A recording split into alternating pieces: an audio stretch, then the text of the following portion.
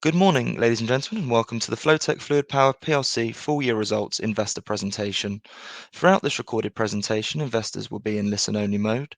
Questions are encouraged. They can be submitted at any time via the Q&A tab that's just situated on the right-hand corner of your screen. Please just simply type in your questions and press send. The company may not be in a position to answer every question it receives during the meeting itself. However, the company can review all questions submitted today and will publish those responses where it's appropriate to do so on the Investor Meet Company platform. Before we begin, I would just like to submit the following poll, and if you'd give that your kind attention, I'm sure the company would be most grateful. And I would now like to hand you over to the executive management team from FLOWTECH FLUIDPOWER PLC. Mike, good morning, sir. Good morning, and thank you to everybody that's joined us this morning, and welcome to the FLOWTECH 2023 full year results presentation. I just wanted to start by just making a thank you to all of the investment community. Thank you for your continued support towards FLOWTECH, and also towards myself coming on board now, almost 12 months in the business. We've really appreciated your time, those that we've met personally, those that have also come to visit us. We've really welcomed the opportunity to showcase the business more readily with you and the improvements that we're making. But equally, thank you for those of you that are joining today, and we hope that this is a useful presentation and gives you a bit more clarity on where we're heading as an organisation. I just wanted to just quickly whiz through the agenda, but before I do that, I'm Mike England. I'm the Group Chief Executive Officer.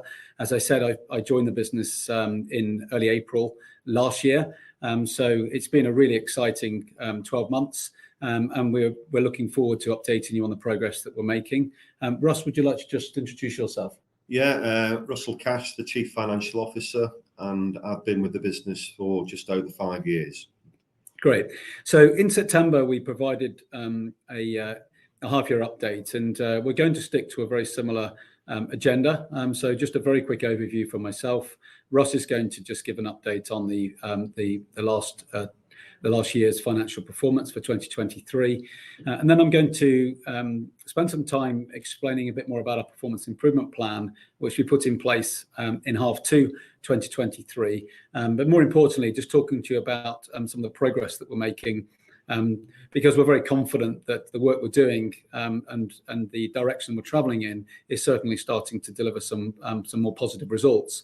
We're also going to spend a little bit more time helping you to understand our strategy, and ultimately, and most importantly, how we believe we're executing against that strategy now moving forward.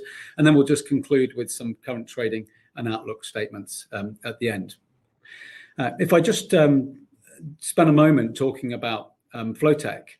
When I joined this organisation, I was really excited to be part of a company which is very much a specialist and a leader within the industrial part of the market, which is fluid power. But equally, what I started to identify very quickly was this opportunity across the group, by being a provider of both products and services and systems, to be actually far more for our customers in the world of motion. Ultimately, we exist as an organisation to help businesses and to help industry to move, and to do that more efficiently, to do that more safely, and to do that more sustainably.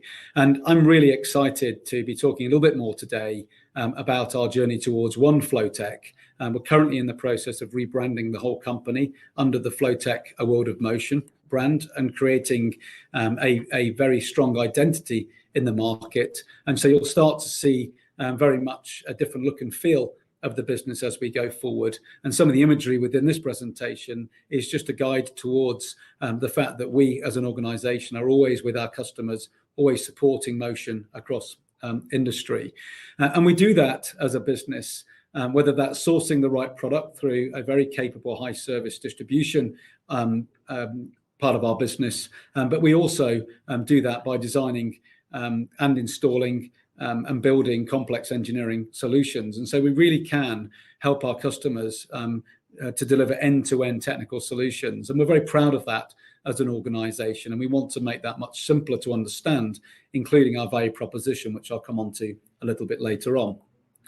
In terms of an overview, I'm not going to steal Russ's thunder in terms of some of the financial numbers, but I guess from my side, 2023, other than coming in and really understanding and learning about the business, and most importantly, spending a significant amount of time with our customers, with our suppliers, listening and understanding, how do they perceive us as a company? What do they think we do well? What do they think we don't do so well?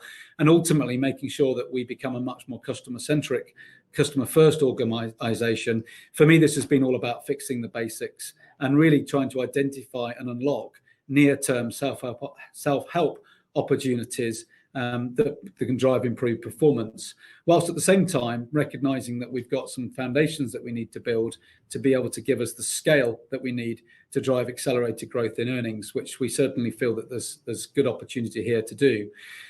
We've met our commitment around our EBITDA performance, which we talked about in September, and we've done that through a very strong focus on improving our gross margins, but also looking at cost management within the business. And Russ will talk a little bit more about the journey on these topics. And we've also been incredibly focused around working capital optimization and ultimately cash generation. And we're very pleased with the progress we're making. Still plenty of headroom to improve, but we're pleased with the progress that we're making. I'll come back to the topics of the half two performance improvement plan, but we're very pleased with the early results that we're seeing. And most importantly, the assemblement of a new leadership team that's now very much embedded in the organization, bringing some new core capabilities to the business that will help us to scale for the future, and also being very, very clear internally within the business and externally with our customers, our suppliers, and you, our investors, around our strategy to make sure that everybody understands how we're going to go on the journey towards what we believe the opportunity is mid-terms operating profit margins. So Russ, I'll pass over to you if that's okay, to talk us through the financial performance. Yeah, thank you, Mike, and good morning to everybody. And to echo Mike's, thanks for joining us. Thanks for your interest.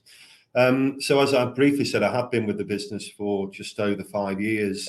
I guess certainly in relative terms, the world was a nicely stable place at that point. I'm not sure I had ever heard of the word coronavirus. So it's been an interesting 5-year period. But roughly 5 years ago to the day, I was sat here with the former CEO, just a minute or so, if I may, on reflecting on the past. I think it's relevant, looking at the 2018 performance. And in that year, the business delivered 111 million of revenue and an EBITDA margin of 11%. The balance sheet did have 25 million of debt in it at that point in time, including some deferred consideration relating to the 15 acquisitions that had been performed in the previous 4 years. The share price a few months prior to that had been at £1.80. So the reason I say that is that 5 years on, i.e. now, with a fresh team, with a multitude of fresh ideas and plans to deliver bottom line profit growth, but with the business with the same DNA that it's built up with over a 40-year period, which I know is a point Mike's going to come back to, and a really important point.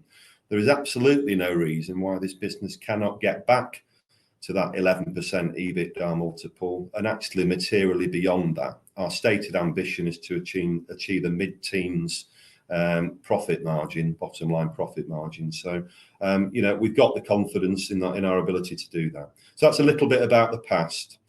Turning to the recent past in 2023, I'm going to talk about both revenue and gross margin under the heading of the story of two halves, if I may. So revenue 2.3% down year as a whole is actually the story of the two halves. There is 2.8% up in the first half and 7.5% down in the second half. So it's clear, a limited number of points made. It's clear that the market conditions did toughen as we entered the second half of the year.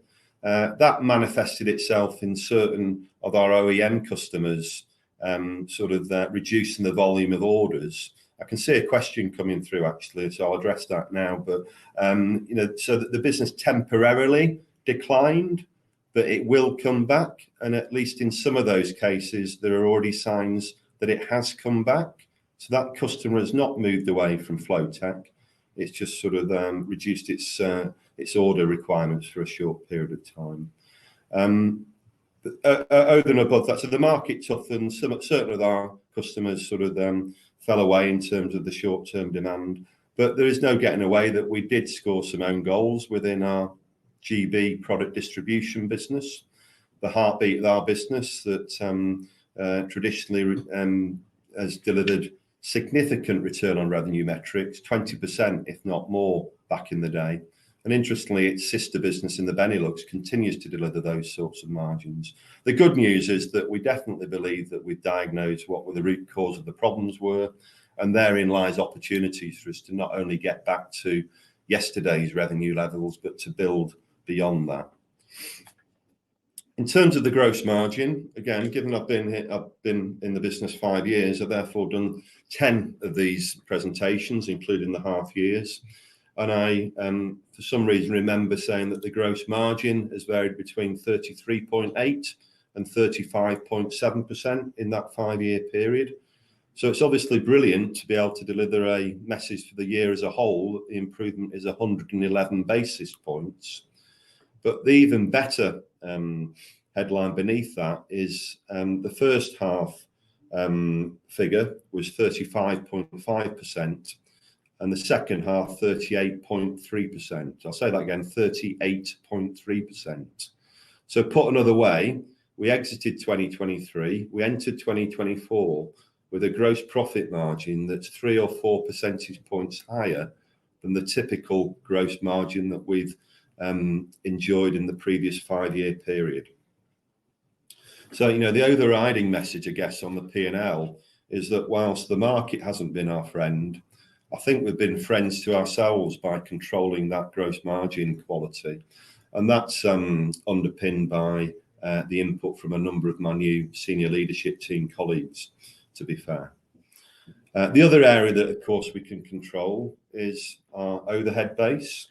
And given that 2/3 of our overhead costs relates to people costs, just a couple of headlines within that. The year as a whole, our headcount was modestly lower than 2022, 3% on average. But importantly, in the second half of the year, we reduced the headcount by 7.6% between June 23 and December 23. So again, put another way, we enter 2024 with a cost base that's nicely lower than that in which we entered the prior year. Included within that, within our Skelmersdale fulfillment centre, we've actually managed to improve the efficiency of the unit and at the same time take 30% of our costs out in achieving that.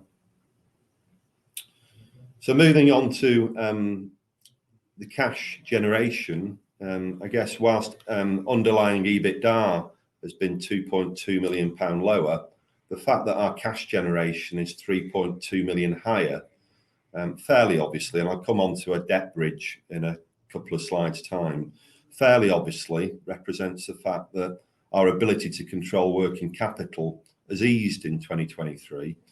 In 2022, there was obviously some disruption in supply chain given the actions of Mr. Putin and Ukraine earlier in that year.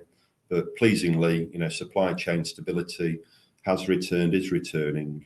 And given that, and given our utmost focus upon all aspects of working capital in 24 and beyond, we're very confident that that control will continue and fairly obviously underpin our stated ambition of, broadly speaking, halving that bank debt position over a 2-year period. If I just talk briefly about the performance on a segment by segment basis, you'll note that we've introduced 3 new segments, geographical segments: Great Britain, the island of Ireland and the Benelux. Had we reported under the old segmentation of FLOWTECH Solutions and Services, the key messages coming out of that would have been identical. Those key messages are that we're pleased, very pleased with the growth which the businesses in the island of Ireland have achieved. And there's significant plans to improve that performance further, in particular when it gets the ability of understanding what all other parts of the group can offer when we come together as one FLOWTECH. The growth in Benelux has been modest, But again, a healthy underlying operating margin, but we believe we can build on that significantly.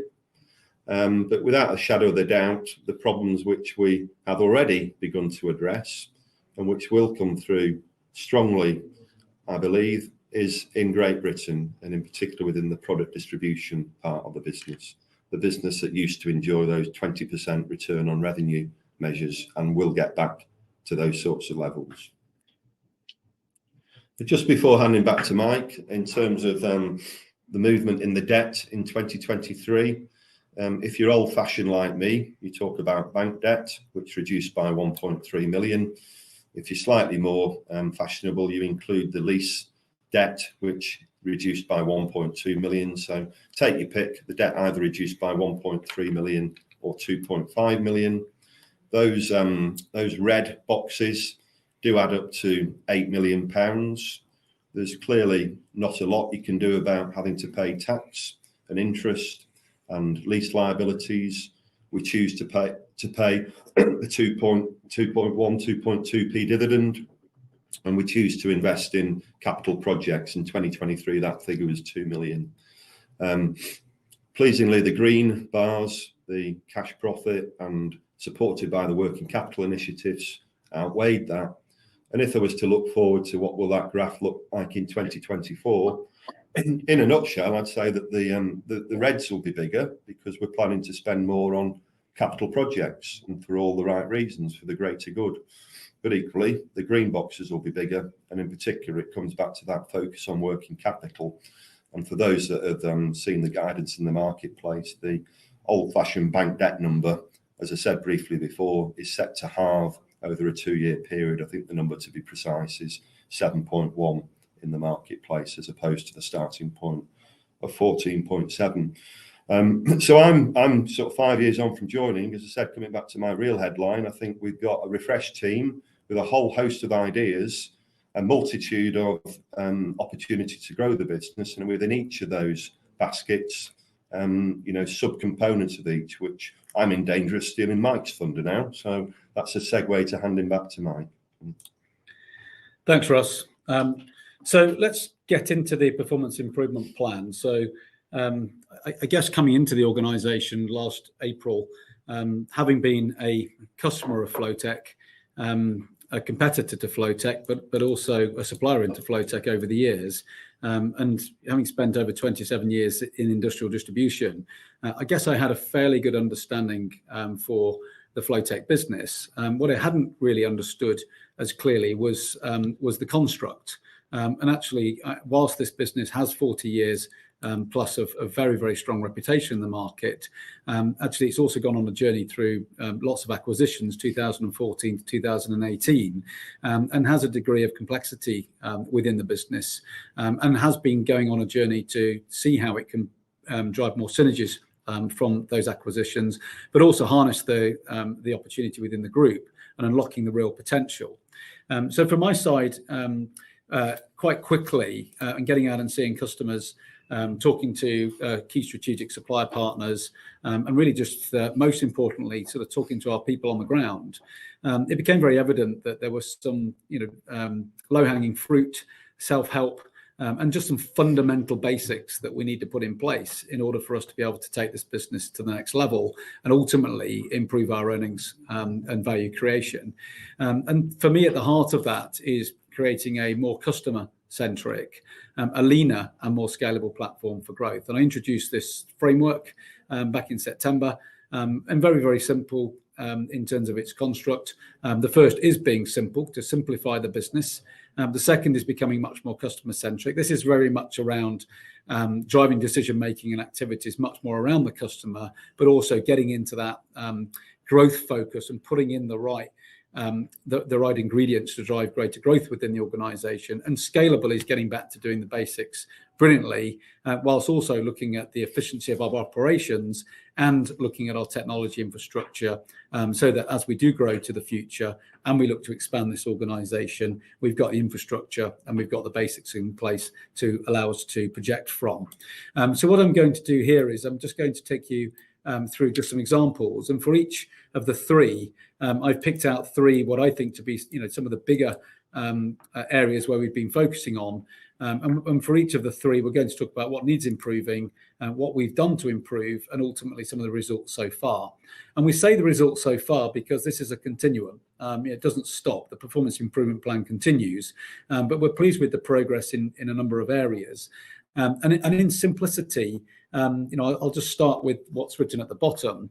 This for me has been very much around a significant step change in leadership, key personnel, and building core capability in the company that perhaps we were lacking, but also driving a material culture change with the customer at the heart of that, but also a culture change which is focusing on high performance and building scale. And so, if we just think about these three areas, moving from an operating model house of brands, it's not a bad model, and for many businesses this model works well. We'd moved ourselves into a divisional and quite fragmented structure with services and solutions over on one side, and ultimately our product distribution business on another side, and not as much clarity within our country structures as probably we would need. Also, that created some silos, some inefficiencies, and most importantly, some confusion in the marketplace in terms of, well, who are we? Because in many instances, the business is seen for the brand and the localization of that brand rather than the whole power of the group. And so we've been on a journey to be shifting the operating model towards a branded house. So in the first instance of that is moving to a simple country and functional structure in readiness for us to rebrand to One FLOWTECH, which is happening during Q2 2024. We're already moving forward on that journey, as I expressed earlier on. So we've now got a much more simplified and scalable platform in order to build growth and scale for this organization. And importantly, at the heart of that is moving from over 10 cash generating units to 3. And looking at it through Russ's eyes, having to produce over 60 statements of operations, moving that down to 3, very, very much simplifying the way in which we can operate as a business, but importantly, start to standardize processes, ways of working, and becoming very much centered around a common purpose, a common vision, and ultimately a common set of values and behaviors that we expect from our people across the One FLOWTECH organization. So we're very excited about the brand launch, which is kicking off in earnest as we come into the next month. Leadership capability and organizational effectiveness is really identifying where we've got gaps. Today we haven't built in-house capability around our digital and insight power up. We've been very reliant on third parties to provide us with those capabilities. But equally, we've not invested in areas such as procurement. There's a question in the chat around how important our strategic supplier partnerships are. They're incredibly important to us. We've been engaging with our suppliers in a slightly more fragmented way, and we're building a professional, single procurement and product organization where we'll be able to be talking on behalf of FLOWTECH and on behalf of the group with our strategic suppliers who, as a distributor to market and as a service provider to market, are intrinsic to our growth strategy moving forward. It's also important that we understand any supply chain disruption, and we need to make sure that we're alert always very quickly to any changes that are happening so that we can pivot to maintain great service levels for our customers. And so embedding a new leadership team and organization has been a key part of the last 6 months. We had the new leadership team in place from October. We went through a complete reorganization and a restructuring in the second half of the year to make sure that we had the right people in the right roles with the right capabilities, and some great examples of individuals that have been with the business for many years, who perhaps have not been in the right role, but through the right conversations are now in the role that we believe is best for them, and they believe that's best for them, delivering some fantastic results, as well as powering up with some external hires that bring greater capability into the company, and certainly many people that have operated in larger organizations that we've been able to attract through the story here and through the opportunity story, which we're really proud of. I guess the result of that, as Russ mentioned, is a reduction in headcount by around about 7.5%, whilst we've been investing in new capabilities as well. And ultimately, that's helping us to manage our cost base effectively whilst getting into the right shape. And then finally, in terms of simplicity, doing a lot of work to understand what we have within the business in terms of our value proposition, what we do offer our customers today in the various different businesses that we have, and how do we bring all that together under one single value proposition so we can bring the full strength of our offering to our customers. And that's something now that we're very pleased to say, whilst we've not done the rebrand yet, we've now got our teams organized in a way that means that we're going to market talking about a singular value proposition. We've removed the silos that stop collaboration across the group, and we're seeing some really fantastic cross-selling and upselling opportunities being shared, not just within the geography, but equally with customers that are in Ireland, that ultimately have opportunities within GB, and vice versa. And so we're quite pleased with the progress we're making here on simplifying the business. Still lots to do. If I move on to customer centric, I guess 3 areas I'm just going to call out. Selling effectiveness, so quite siloed sales structures around the different businesses that we've been operating. We haven't really had what I would class as being best-in-class sales processes in place, things like having a group-wide sales pipeline, for example, the right performance management, the right accountability, being clear in the way that we're driving our selling effectiveness. We've restructured our sales organization at the back end of last year. That has meant that we've gone through quite a rigorous change and a rigorous assessment of our sales organization. We've brought in new leadership. We've started to embed CRM so that we're now able to track activity of our sales teams, and we're putting some of the basics in place so that we've got much better visibility of where the new business is coming from in terms of sales pipeline, how we're driving our quote conversion, and also visibility of our order book moving forward. We believe that we've materially improved the quality of our sales effort. We still have some gaps because of the changes that we've made, and we're hiring up new capabilities to support that goal. But we are seeing an increase in customer interactions and activity, and we're seeing a much more positive view of the pipeline. And a lot of that, by the way, is existing customers who are expressing that they have opportunity to do much more with us. And that's great because that gives us a lot of headroom as we think about growth for the future, as well as starting to fire up the engines to attract more new customers to come to us as well. Our marketing effectiveness, it's been more limited around product distribution. We haven't really powered up marketing efforts around our engineering solutions businesses. Certainly within our Irish business and Benelux business, there's a lot more we can be doing. So we've effectively looked to be building out a group-wide marketing muscle and capability, bringing in-house and building digital and insight capability, which we're really proud of. And we have a new digital and marketing leader who's got some extensive experience in building out the right platforms for the future. And importantly, really doubling down in the last number of months on building a new catalogue, which is really important to the FLOWTECH business. It's very important to our distributor partners who have relied on the FLOWTECH catalogue and service for over 40 years. We didn't do a particularly good job with our previous catalogue.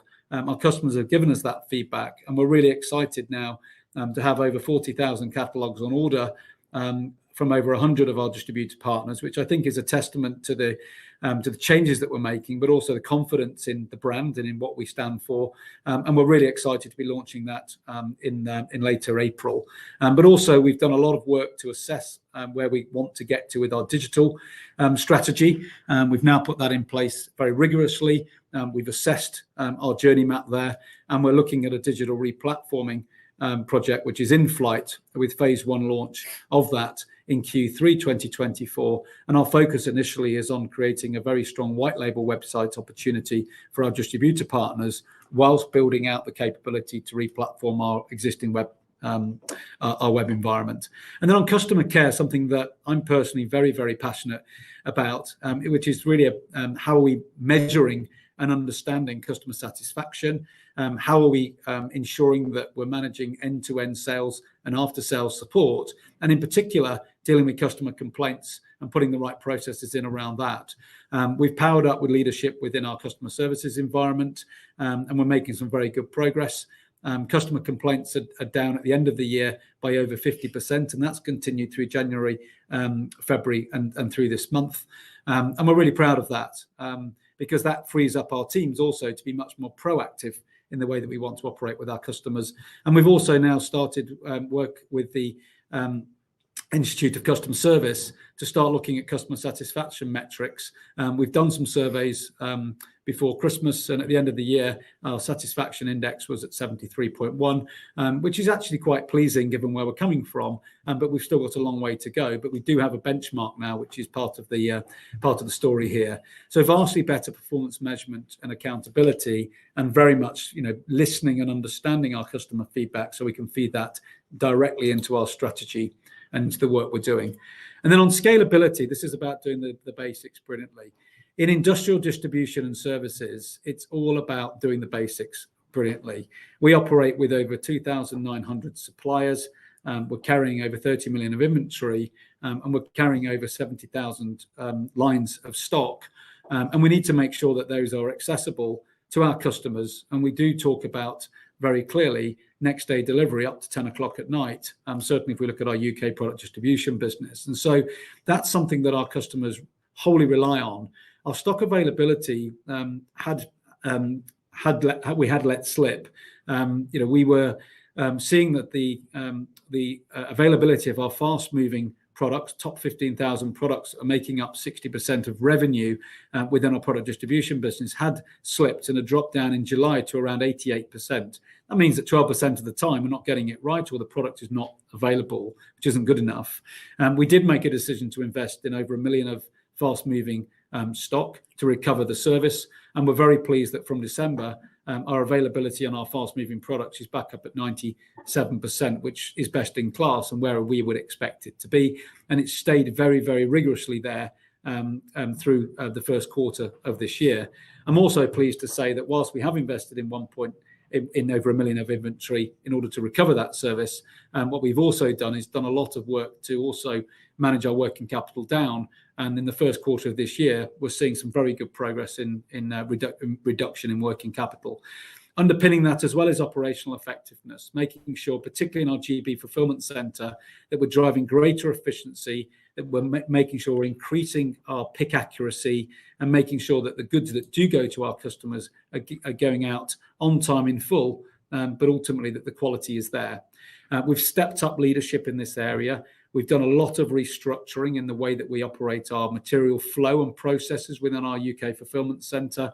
And I'm really excited to report that we've seen a 22% capacity increase per operator. We've seen a 30% reduction in touch points. Why is that important? Well, the less that we touch the product, the more chance of it not going wrong before it goes out to the customer. And we've also been able to drive a 35% reduction in headcount. And we've got further targeted efficiency improvements as we roll out our throughput project to invest in automation in our distribution centre, which will increase capacity by 2x within our fulfillment centre and drive some cost benefits as we come through 2024. And that headcount reduction is almost exclusively a reduction in agency labour. And we're really proud that we've got fantastic permanent full-time employees in our fulfillment centre, very passionate about the improvements we're trying to drive and the continuous improvement culture that we're building. And that's important, that we're less reliant on agency, and we want to make sure that our people are passionate every day to make sure that we're serving our customers. Then on visibility and measurement, we have had some of our visibility and measurement lacking in some core areas. And so, I'm a big believer, if you can measure it, you can manage it. And so we have put a lot of time and effort in putting some data integration in place across the different parts of our business, so that we now do have single view of inventory across the group. So all parts of our business can see all of our inventory. That's materially important. We also have a group-wide view of the customer order book, so we can understand the flow of orders coming through, and we can also expedite that more readily within the timescales. And we've also made sure that we're starting to roll out our CRM tools that we have more readily across the business, so we can track activity more readily in the organisation. But this is all about getting back to the basics, which is, for us, getting the service levels back to what our customers will expect, and that's certainly bringing back trust and confidence in product distribution, and we're seeing that feedback very readily in the business. So that's just an update on the performance improvement plan. Progress, lots to do. In terms of strategy, our journey to the future, we laid out very, very clearly that we believe that this is a very big and fragmented market across Europe, a 30 billion market in the world of motion, in the world of power, motion and control, which means that we have a very low market share, and we see a huge opportunity for higher growth over time as we fix these basics and we get ourselves on track. Certainly, we believe that there's an opportunity to extract higher quality earnings, and we believe that we can move up this business to become best in class in our field and ultimately across the industry. We're very proud to work across virtually all vertical industry sectors, and we're working with customers that are designing, building, maintaining and improving industrial plant equipment and operations. And so, I would say today, whether direct or through our partnership programs, 2/3 of our business is in maintenance, repair and operations, which typically is less cyclical, and 1/3 of our business is servicing OEMs. And ultimately, I think one of the questions was, are we seeing with some of those bigger down trading OEMs that Russ mentioned, lower demand, or are we seeing that they're buying from somewhere else? I'd say that almost exclusively it's lower demand in certain segments. We are, though, seeing more positively in some instances some recovery. And in fact, one customer recently has given us an indication that they think that they're going to be firing up the engines earlier than they thought. And we're very encouraged by that. That's not to say that we think that there's going to be an immediate market recovery. I do think that the markets are going to remain, the industrial markets are going to remain suppressed through certainly the first half of this year into the second half of the year. But we do see some green shoots. But this is a volatile world, and so we have to make our own success, which we will continue to do. In terms of our strategy for growth, our business is all about providing power, motion and control solutions, keeping industry moving and creating a more sustainable world. And we're doing that by focusing on 3 fundamental pillars. The first is customer first. It is driving a diverse customer base, which I'm going to come on to, and it's about driving an omni-channel approach. So harmonizing the power of digital and data with the human touch, which this business has a really great capability of doing that, both in terms of the supply of product and engineering capability. And by doing that effectively in what is a very traditional industry space, we believe that over time we can be outperforming the market by 2x. The power of one is about bringing together that differentiated value proposition, but ultimately it's about operating as one FLOWTECH across our organization as one team. There are efficiency gains to drive through this, as well as driving the top line and gross margin. And we believe that this is going to be a key enabler towards mid-teens EBITDA margins. Albeit we also know that areas such as own brand is critical to that. A world of motion then is the recognition that we're already dominating a very, very strong position in the world of fluid power, which is primarily the transfer of energy through air, which is pneumatics, and fluid, which is hydraulics. And there isn't an industrial application on the planet that doesn't have some form of pneumatics and hydraulics, but attached to those products is also filtration, is also motors and pumps and gearboxes and controls. And in an increasingly digitized world, there is also a push towards sensor technology and more electrification of industry around sustainability. And so it's important that we put one eye towards our growth opportunity, particularly within customers where we're already supplying a broad range of technical products and engineering services, and we can expand that over time. It takes us into that 30 billion market opportunity, all of which we're very much embedding with the digital and data capability that we have as an organization. So I wanted to just put in focus the power of one, just to bring to life one of those strategic pillars, and then I'll get on to strategy, execution, and the growth engines. The power of one, for me, is how we're going to unlock the true unique differentiation of this organization, and something that right from the start, I certainly saw this as being a real reason why I wanted to be part of this organization. And the reason being is that customers are ultimately increasingly seeking a specialist solutions partner. There's less engineers out there, there's less skilled people in industry, and so they're leaning heavily on specialists to help them and to support them. We're also seeing supply chains starting to come together more readily, and so we're getting involved much more with customers who are looking for us to subassemble and manufacture products into systems as part of their wider assembly lines that they're driving. And so, they're looking for partners that can support them design, manufacture, assemble, and maintain their systems, but they're also wanting to access the brands and products needed to manufacture, assemble, and maintain their systems.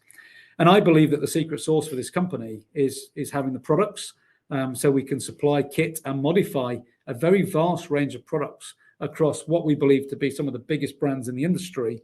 But equally, we design, we manufacture, and assemble and maintain systems through our solutions and engineering capabilities, which allows us to go up the value curve, and it allows us to create more sticky relationships with our customers.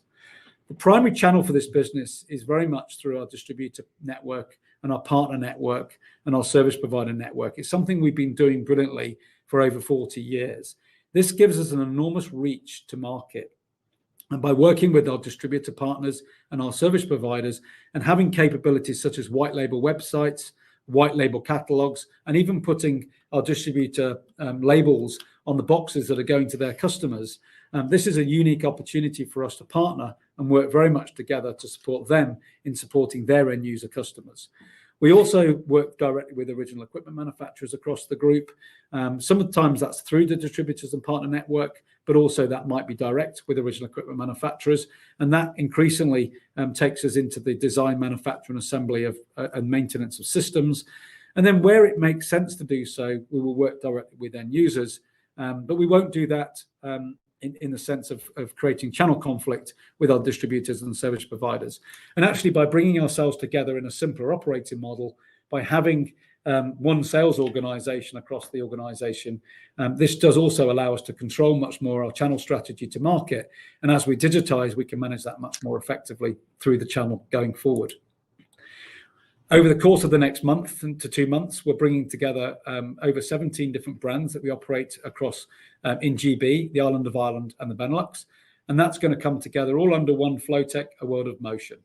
And so we will be moving away from these brands to one clear brand, FLOWTECH, a world of motion. The groundwork has been done and we're ready for that change. And that doesn't mean that we're going to be linking all of our systems together under one, but we are building data integration layers and we are building tools to allow ourselves to operate across the group more effectively as one FLOWTECH, whilst we work through our decisions as it relates to harmonizing our fundamental enterprise systems over time.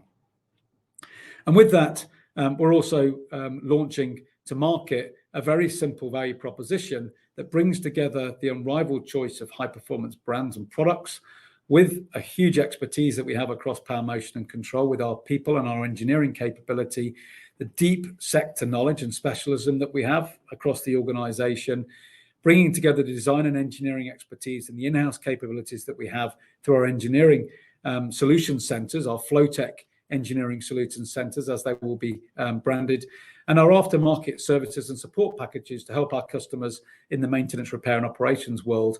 And so this, we believe, is going to be a really key turning point as we start to roll this out into market over the coming months. What this does mean is that it gives us an opportunity to cross-sell and upsell more of our products and more of our services to more of our customers, which gives us an opportunity for further growth. And as I called out in September, we've defined very clearly 6 margin engines for the organization, which we are really wrapping around in terms of our strategy execution. So I'm not going to go through every single line on this slide, but it's really just to demonstrate that we've got now some very specific components to each of our growth engines. And this lays out very clearly our 3-year plan in order to get us to the mid-teens operating profit numbers that we've been talking about. So customer growth is very, very much around the top line growth, and it's around driving our channel strategy digitally and also through the sales organizations and the marketing organizations that we have. Commercial excellence, I'd say, has been very much one of the engines that we've managed to get fired up in the second half of the year. I'd say more on the selling well and driving greater commercial discipline, which is improving our gross margins. We're also building a capability to be able to procure more effectively across the group, harmonizing all of our buying so that it's not being done in a fragmented way. It's being done much more through procurement experts within the company. putting a lot of work into starting to improve receivables and debtor days, where that can certainly generate improvement in cash flow, and optimizing inventory availability and stock turns is an absolute key component of that. Making some progress, lots still to do. Products and service expansion comes a little bit later. We're doing range filling at the moment with our existing lines and our existing suppliers, but this is about, over time, new product launches and brand expansion, and it's about introducing new services and, in the future, increasing geographical reach. Our own brand is critical to us. It's currently about 15% of our revenue today, and we've been operating under 12 different brands. We're bringing all of that under one brand over the coming months, and so there's going to be a lot more. There's going to be a lot more around that into the marketplace, and we see this as being a critical pillar of our growth strategy as we go forward, as we introduce new ranges, and we're working very closely with our strategic supply partners also as we build out our own brand ranges. And by the way, own brand is something that we've been working as a business around for over 40 years, and so we have a lot of expertise in this area, and we believe there's an opportunity to take that to the next level. Operating for less is about distribution efficiency and productivity, which we've been making good progress with some capital investment coming through this year in order to put some light touch automation to drive greater productivity. We're also starting to look to see how we optimize throughput and manufacturing capability within our engineering centres, which is a key focus for this year and into next. And we're going to be putting a lot more emphasis around improving our sustainability and environmental impact credentials around the wider ESG agenda. And then finally, good progress being made, but lots to do in terms of people, talent and capability. Employee engagement is a critical measure, improving diversity and building an inclusive culture, which I'm very proud that we're making good progress around. And ultimately, always at the top of this, the health and safety and well-being of our people. We're going to be launching some clear key performance indicators, of which we're going to be measuring ourselves around and we'll be reporting on. The financial indicators are pretty straightforward. Revenue, adjusted operating profit margin, ROCE, cash flow conversion, net debt, and then non-financial. Now we have a benchmark around customer satisfaction. That's going to be very important to our business. Obviously, health and safety, our employee engagement, of which we're building a benchmark for that shortly. The carbon emissions, and we're very pleased to have reduced our like-for-like carbon emissions by over 23% in the last 12 months, but lots of work to do there. And we're going to be looking to track our percentage of women in leadership as a key metric as we go forward. And all of that has been laid out very clearly in a strategy execution plan, which we believe that is a sensible plan where we're firing up the growth engines that I've just gone through, the 6 growth engines, in a sensible way over the coming 3 years. Last year, 23, was about the performance improvement plan. It was about embedding the new leadership team and the new operating model, getting ready for the consolidation to one FLOWTECH. It was launching the strategy, and it was getting the basics fixed. And so we've initiated all of the growth engines, arguably with an emphasis on operating for less at the heart of that, particularly with the restructuring. This year, it's about one FLOWTECH. It's about driving selling effectiveness and commercial effectiveness across the business. It's about investing in the digital replatforming, which is an important part of our capital investment program this year, building some data integration layers so that we're effectively making sure that we're getting more traction across the group in more areas, and the investment we're making within the fulfillment center with some automation, again, another part of the CapEx investment in order to drive greater efficiency on around about an 18-month payback on that investment. And so we're developing more of the growth engines, and we're advancing our commercial excellence engine this year around improvements, continued improvements to gross margin and working capital gains, but also continuing to focus on operating for less whilst we get the growth engines more readily fired up. Equally, the 2025 is about the digital ramp up. That's about, again, selling effectiveness and marketing effectiveness. It's the own brand power up and the offer expansion work that we've talked about into the world of motion. And it's then moving towards systems upgrades and starting to make sure that we synthesize our enterprise systems. And you can start seeing that we're advancing and embedding our growth engines with a view to 2026, where we're into steady state, continuing to look at improvement, offer expansion, further systems upgrades, and ultimately, through 2025 and 2026, start to build out opportunities for inorganic expansion, knowing that we've got our growth engines embedded. And all of that, we believe, can deliver improved margin for this group. We don't think that the market is going to be particularly helpful through the remainder of 2024, but we think things will improve into 2025 and beyond. We've got plenty of headroom through all those opportunities that I've just narrated around self-help, and we believe that that will certainly take us through to 2025. The CapEx projects that I've just mentioned around improving throughput and efficiency and service through the digital replatforming and building greater data and digital capability, and looking at some of our systems upgrades, we believe will start to drive greater gains as we go forward into 25 and 26.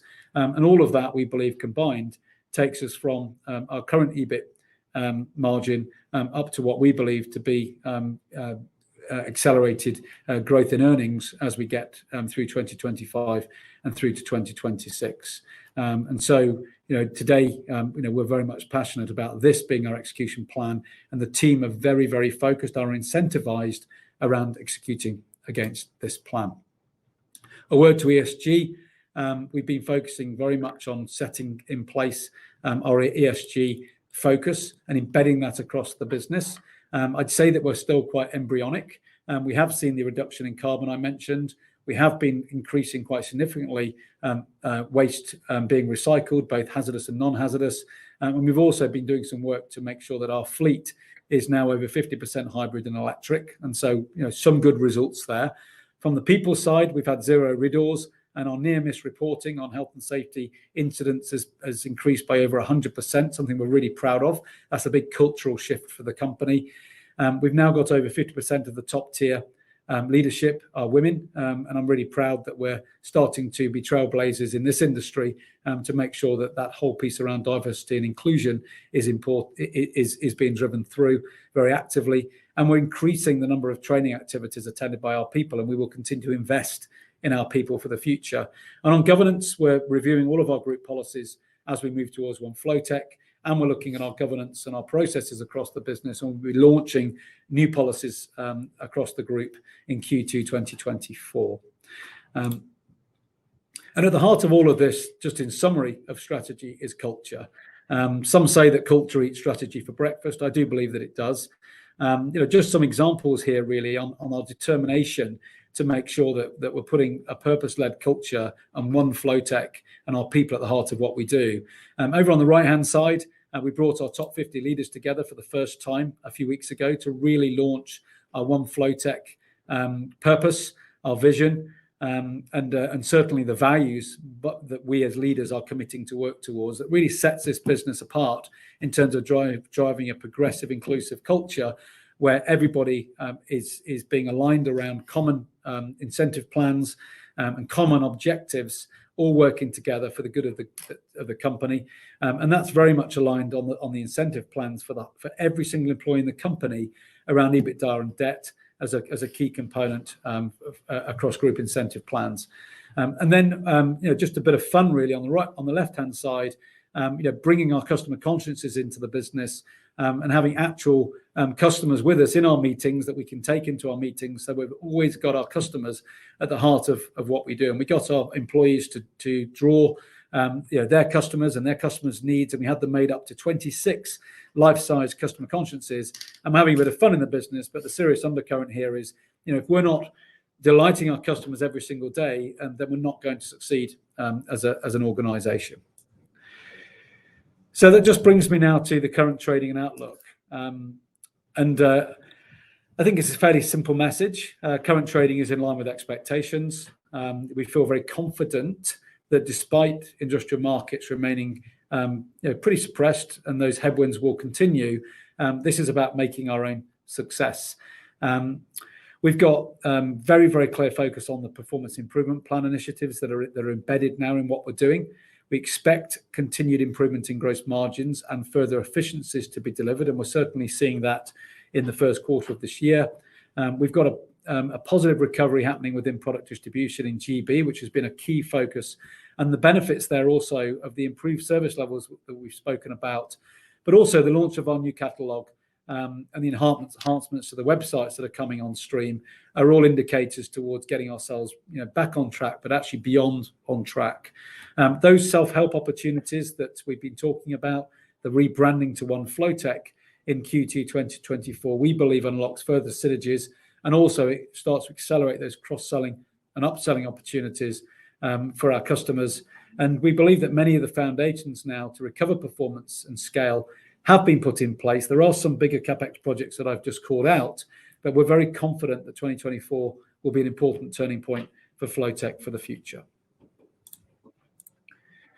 So in summary, I just ask all of our investors, and for those of you attending today that aren't in the investment community, do think FLOWTECH and think differently.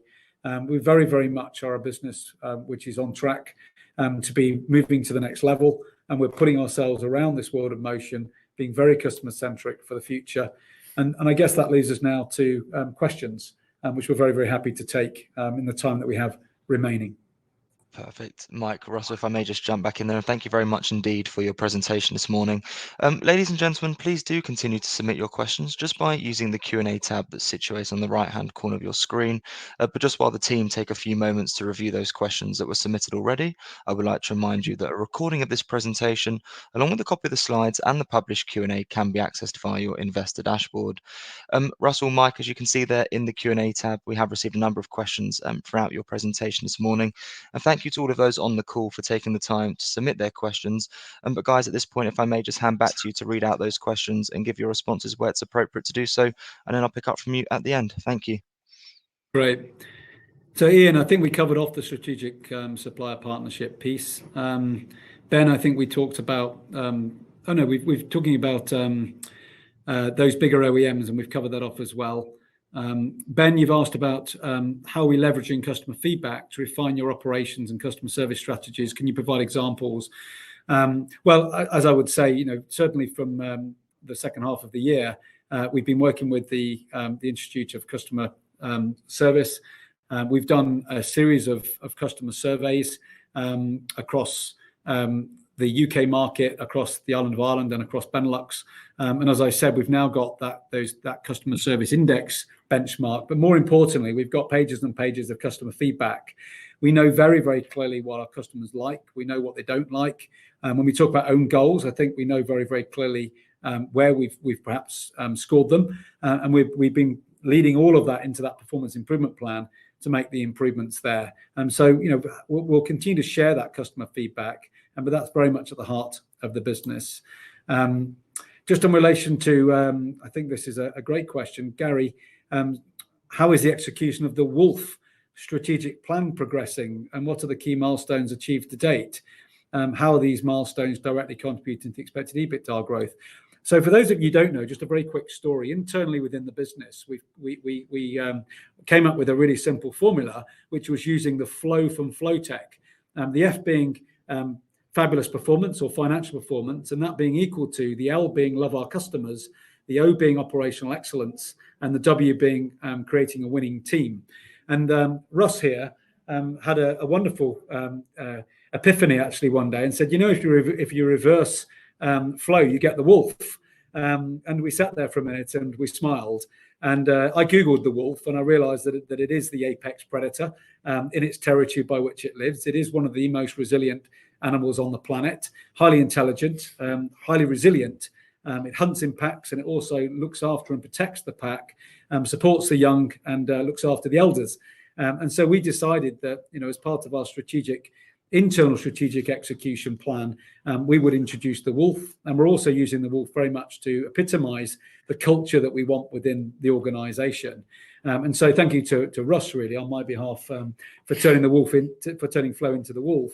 I've gone through our margin growth engines, and I've gone through our strategic plan. I think from that, you should see very much how winning team, which is assembled, operational excellence, loving our customers, ultimately the work we're doing there through the performance improvement plan and the strategy is delivering improved financial performance. And a good example of that will be the gross margin improvements that we're seeing. And look, whilst we had a little bit of fun with the wolf internally, it doesn't half make people remember what's at the heart of the strategy, whether or not it's wolf or flow.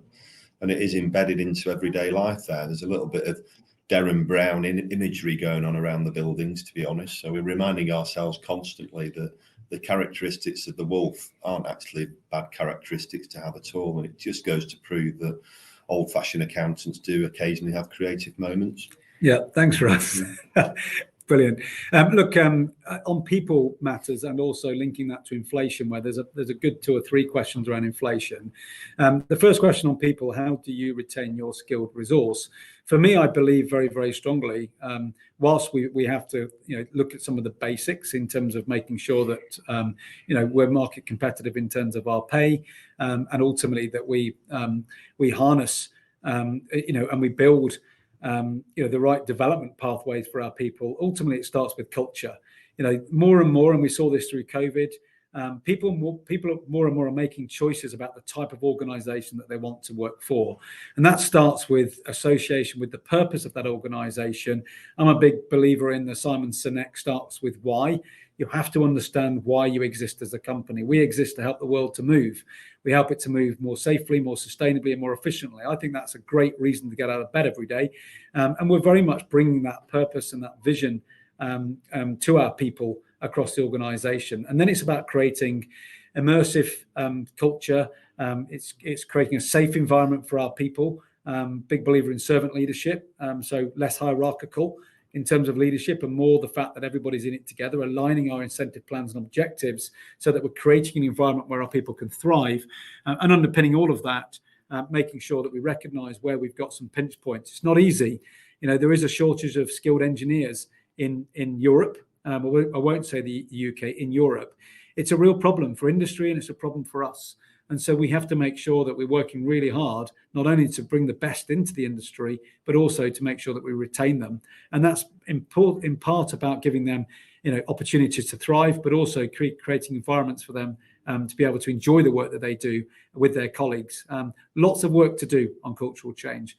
Russ, do you want to pick off on how much was wage inflation last year, and also how we're coping with the general inflation rise? I mean, I'd just stress what Mike just said there. I mean, it's a piece around communication. It's two-way communication. It's not just the leaders communicating, which is important, but it's listening to the communication sort of coming up the organisation chart as well. And I think we've been pretty good at that recently. To the wage inflation piece, we obviously have to respect that there are different pressures within different geographies and sub-geographies even, but the simple answer to the question raised is, on average about 6%. We've equally recognised that the cost of the new leadership team is not that significantly incremental to the cost of the old leadership team, but it is incremental. But shall we just say that we're extremely pleased with the payback that we're getting for that investment. So hopefully that deals with the wage inflation piece. But to the separate question around general inflation, it's been tough, hasn't it? What I would say there is that we're having past tense, current tense, future tense, a long hard look at all areas of our cost base. I think I briefly alluded to that 2/3 of our costs is payroll related. So therefore, 1/3, about 10 to 12 million, is not payroll related. So we've got new people, professional procurement people, looking at different categories of costs, whether or not it's carriage or the way we operate a company car scheme or utilities or travel costs. So by looking after our pennies in all of those different baskets, we're pretty confident that we'll do whatever we possibly can to look after the pounds. That's the best answer I can give to that question. And just a number of questions, Russ, around capital intensity, and just how do we expect that to evolve over the next 3 years, in terms of capex plans, the projects we're running, and a specific question around how do we manage the investment costs around our IT investment on ERP. Do you want to just talk about that in terms of capital intensity? I can, yeah. There's also a question about the dividend. I mean, look, you can't win with a dividend, can you? I mean, some people say, why on earth do you bother about it? Some people say, why on earth aren't you increasing it? So, I'm sorry, but we think the approach to dividends is proportionate. 2.0 becoming 2.1, 2.2. We reset it after the pandemic. It had got up to over 6 pence per share, which, wouldn't have liked the idea of 4 million going out of our cash flow for dividend. But we think 1.3 million is proportionate and easily manageable within the constraints of our debt package. In terms of the CapEx, I think I already alluded to the fact that we've got plans to spend 9 million over a 2-year period. How do we do that? Well, the market expectation is for us to deliver aggregate 25 million of EBITDA. And yes, we have to pay interest and tax and lease payments and dividends, but there's provided that we're alert to that working capital management. And by the way, we are. It's definitely within my DNA. I come from a restructuring and turnaround background personally, and some of my new colleagues, certainly it's within their DNA. So we're backing ourselves to do that. So we, as I said briefly before, we are planning to reduce our bank debt to circa 7 million by the end of 2025. That's well within our Barclays banking facilities, obviously. And the 9 million pound CapEx gives us what we want to spend. We don't feel constrained, and we think we've got some good projects with sensible returns. And in the case of ERP systems, well, yeah, we need to do that to safeguard the future of the business as well as seeing some short-term benefits. Yeah, look, I mean, there's always going to be a concern on that. One, in terms of business stability, and maintaining great customer service, but also in terms of cost and investment. We're not a significantly large company. We are building data integration layers so that we can really start to de-risk dependency on some of the ERP platforms. So at the right time, in the right order, and phasing that in a way that doesn't take the business off track in terms of its customer focus, we will make some sensible changes in the way that we want to upgrade our systems, which we have to do to A, future-proof the business, and B, to scale for the future. It's also important, certainly if we look at inorganic opportunities in the future, that we're able to integrate businesses more seamlessly, because we don't want to end up back where we started, which is have lots of companies in the actually we can't extract the synergy opportunities from them. So rest assured, I think we have the right people on the pitch, and we'll also bring the right people onto the pitch to make sure that we don't make the wrong choices there. And we'll obviously keep you updated as we go through that. Now, look, I think that summarizes pretty much all the questions actually. So we're over time, so maybe I'll just pass back to our wonderful host just to close us out. Perfect. Mike, Russell, thank you very much indeed for addressing all of those questions that came in from investors. And of course, we will be able to give you back all of the questions that were submitted today, just for you to review and to then add any additional responses, of course, where it's appropriate to do so. And we'll publish all those responses out on the platform. But Mike, perhaps before really just looking to redirect those on the call to provide you with their feedback, which I know is particularly important to yourself and the company, if I could please just ask you for a few closing comments to wrap up with, that'd be great. Yeah, so again, I'd just like to extend a huge thank you to those of you that have taken the time to listen through, and also if you're valuable input, we really welcome it, and we learn all the time as a team, and so that's important. After almost 12 months in this business, I'm more confident now than ever of the opportunity for this business to accelerate and to create real value. And certainly, when I look at that through the lens of that list of margin growth opportunities, we really are touching the surface over what is an enormous opportunity for the future. I'm really delighted with the traction we're gaining within the near-term performance improvement plan and the self-help that we're unlocking this year. And I'm very, very pleased with the way in which our leaders and our people are really rallying together now around one FLOWTECH. And I think that this is going to be a really critical turning point for this business through 2024 to set us up for a very, very bright future. One team, stronger together, brighter future. Thank you.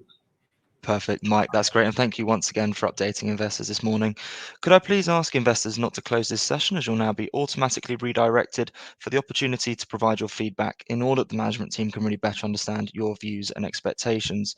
This will only take a few moments to complete, but I'm sure will be greatly valued by the company.